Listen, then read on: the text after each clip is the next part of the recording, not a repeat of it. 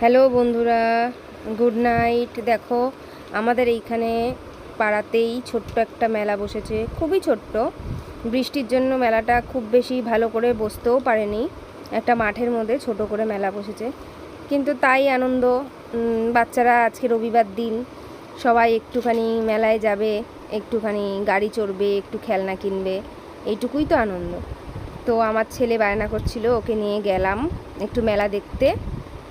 তো গিয়ে দেখলাম কত সুন্দর বাচ্চারা সব গাড়ি চড়ছে, ও একটু গাড়ি চড়লো।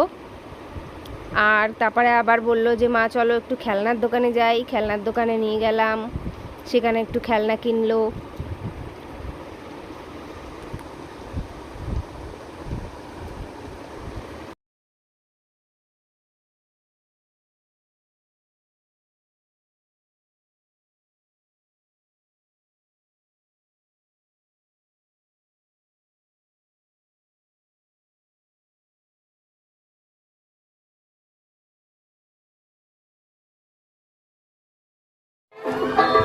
সব কেনাকাটি কমপ্লিট আমার ছেলের। এবারে ও আইসক্রিম খাবে।